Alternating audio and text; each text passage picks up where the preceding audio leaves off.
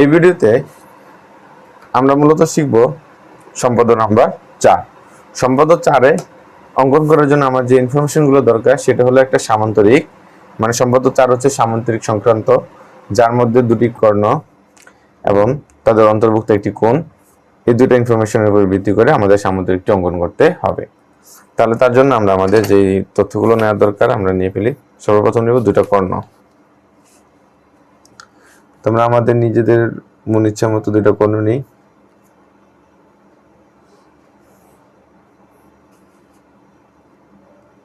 এ, একটা আমরা একটু বড় নিই বি, এবং অন্তর্ভুক্ত একটা কোণ যে ছিল সে কোণ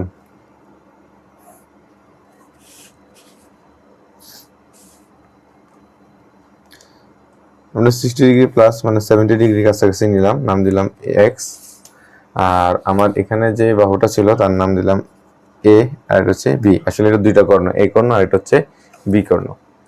এখন আমাদের যে কাজ সেটা হচ্ছে আমরা যখন এই সামুদ্রিকটা অঙ্কন করতে যাব আমাদেরকে যে কোনো একটা রশ্মি নিতে হবে সর্বপ্রথম।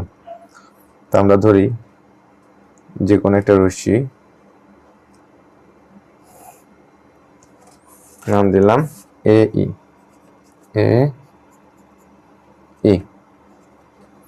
এখন যে কোনো একটা রশ্মিতে আমরা সর্বপ্রথম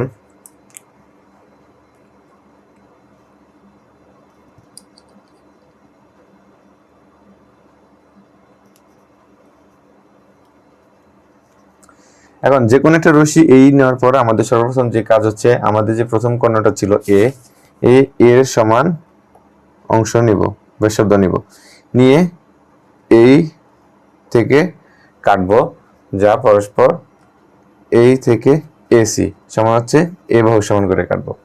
এখন এই এ বাহুর এই এসি যে আছে এই এসিটাকে আমাকে সমান দুই ভাগে বিভক্ত করতে হবে। তো তার নিয়ম হচ্ছে অর্ধেকের বেশি একটা আনুমানিক নিলাম, এইভাবে দুই পাশে বৃত্তচাপ নেওয়া, তারপরে সি বিন্দুতে বসাবো, আবার যে বৃত্তচাপ নিলাম। এটা করার মেইন কাজ হলো আমার এসি কে সমান দুই ভাগে বিভক্ত করব, কারণ আমাদের যেহেতু এটা একটা কর্ণ তাদের মধ্যবিন্দু থাকবে, সেই মধ্যবিন্দুটা নির্ণয় করতেছি। তাহলে আমরা মধ্যবিন্দু নির্ণয় করলাম, এই যে ওখানে ধরো একদম পয়েন্ট টু পয়েন্ট যাদের মিলে এটা দিলাম মধ্যবিন্দু, যার নাম দিলাম কি হচ্ছে আমরা ও। এবার এই মধ্যবিন্দুতে আমরা যে কোণটা নিছিলাম এখানে আমরা এই কোণের সমান করে একটা কোণ অঙ্কন করব।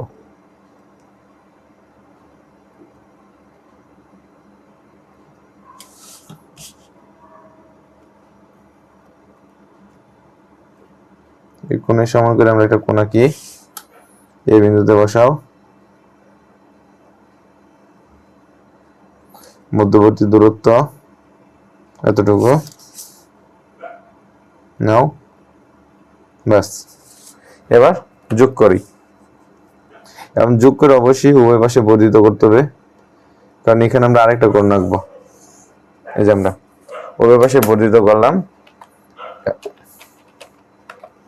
উভয় পাশে বর্ধিত করলাম, এবং এই বর্ধিত অংশের নাম দিলাম হচ্ছে আমাদের পি কিউ, পি কিউ রেখাংশ। এখন আমার কি হলো, আরেকটা বাহু রয়ে গেল না বি, এই যে বি বাহু। এখন আমরা এই বি বাহুটা আবার দুই ভাগে ভাগ করবা, তাহলে সেম আনুমানিক অর্ধেকের বেশি একটা বৃত্তচাপ নাও উপরে এবং নিচে, একইভাবে অপর প্রান্তে বসাও, আবার একই মাপে, মাপ কিন্তু একই রকম থাকতে হবে, নিয়ে আমার মধ্যবিন্দু নির্ণয়, জাস্ট মধ্যবিন্দু পয়েন্ট টু পয়েন্ট মিলাও। এই যে দেখো একবারে বসছে মাঝ বরাবর, এখন এই যে আমরা মধ্যবিন্দু পেয়ে গেলাম। এখন এই কাজ হচ্ছে এই যে শুরু থেকে এই মধ্যবিন্দু পর্যন্ত, এই যে আমার যতটুকু মাপ, এই যে মাপটুকু এটা সমান করে আমরা এই যে ও বিন্দুতে একবার উপরের দিক বৃত্তচাপ আঁকবো এবং আরেকবার নিচের দিক, মানে হচ্ছে আমাদের পিকিউ যে রেখাংশ ছিল পিকিউ রেখাংশের উপরে, অর্থাৎ পিকিউ রশ্মির উপরে আমরা বলতে পারি আমরা এই অর্ধ বি এর অর্ধেক পরিমাণ ব্যাসার্ধ নিয়ে, মানে দূরত্ব যেটা মাপ নিয়ে আমরা ও থেকে পি বরাবর একবার কাটবো এবং ও থেকে কিউ বরাবর একবার কাটবা। এবার কাজ হচ্ছে গিয়ে এই ও আর সাথে এই যে বৃত্তচাপটা আছে ছাদবিন্দু এটা যোগ করো।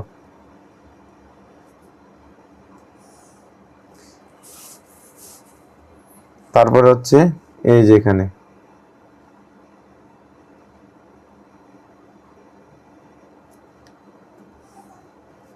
পরে হচ্ছে এই যে এটা, এবং সর্বশেষ এখানে। তো সম্পাদ্যগুলো পারার জন্য মেইনলি আমার উপাত্তগুলো একটু ভালোভাবে নিতে হবে, এবং অঙ্কন করার সময় আমি যে ভিডিওটা করতেছি এটা একটু ভালো মতো ফলো করবা, দেখবা হয়ে গেছে কিন্তু। তো আমরা আমাদের এইভাবে মেইনলি সম্পাদ্যগুলো কমপ্লিট করব। তো এটা ছিল আমাদের 4 নম্বর সম্পাদ্য। পরবর্তীতে আমরা 5 নম্বর সম্পাদ্য নিয়ে আলোচনা করব।